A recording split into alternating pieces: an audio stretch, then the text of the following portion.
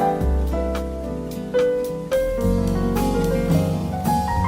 and welcome to Cooking with Jetta V. Today we're going to make a very simple and easy frittata. What you're going to need is a half a chopped bell pepper, half a chopped onion, 1/4 cup of chopped mushrooms, whipping cream. You can also substitute oat milk, almond milk or 2%, garlic powder, salt, pepper, 6 eggs, and cheese.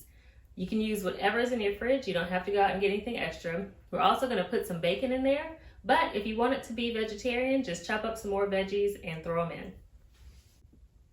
The first thing we're going to do is prep the bacon. What I like to do is cook my meat in the oven. It gives it a more even cook, and it also frees me up to do other prep work. So we're going to preheat the oven to 375. I have a double oven, so I'm going to have my meat on the top rack and the frittata on the bottom.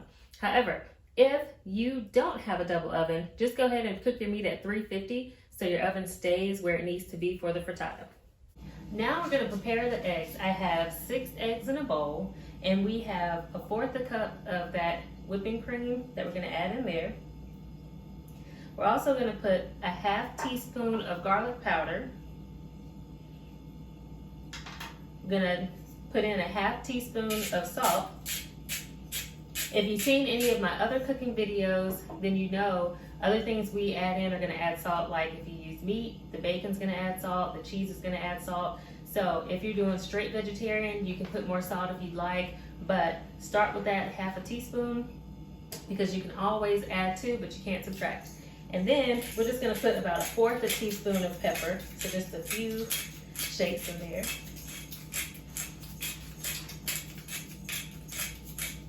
And then we're going to whisk it all up.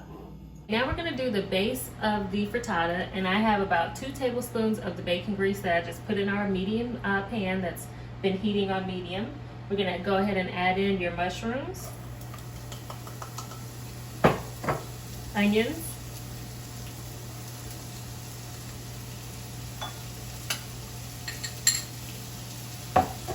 and bell peppers. And you just want to cook those for about 3 to 5 minutes until they are nice and crispy and done. Now that your veggies are done, you're going to add in your meat. So I have bacon. What you want to make sure is that your veggies are spread evenly. You spread your meat evenly because when we put in the eggs, it's going to cause everything to rise.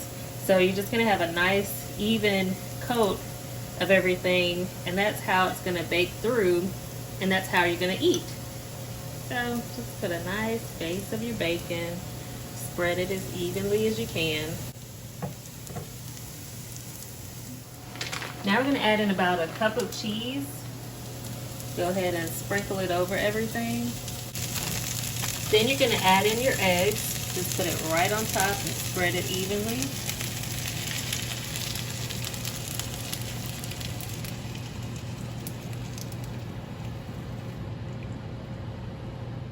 And then you're going to add 1 more cup of cheese.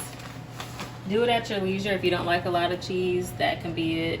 But just put 1 more.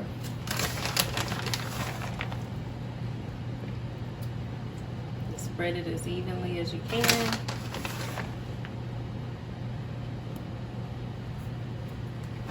And then what we're going to do is cook it on top of the stove until the edges start to firm up. And then you're going to put it in the oven at 350 for about 8 to 10 minutes. Now, if you skip this step of cooking it on top of the stove, what you can do is increase the temperature in the oven to 400 degrees, and then you can cook it for 15 to 20 minutes. So it's really just up to you. This is more of a time saver, and it gives me peace of mind in knowing that my eggs are going to be absolutely done, and I don't have to do a whole lot of checking when it's in the oven. But again, if you want to skip the step, completely up to you. Now our eggs have started to firm up around the edges. You can kind of zoom in and see they're a little firm. And so what we're going to do now is put them in the oven and then just cook it for 8 to 10 minutes, and everything is going to rise in the oven. Okay, so now your frittata is done. I love to add some veggies in there, so next time I do this, I'll make sure I have some kale or spinach. But if all you have is just some bacon, sausage, cheese, go ahead and put that in there. Serve it with whatever you like pancakes, French toast, fruit, coffee, It's going to be amazing. So if you guys try this recipe, please let me know how it turns out in the comments, and let me know what other recipes you'd like to see.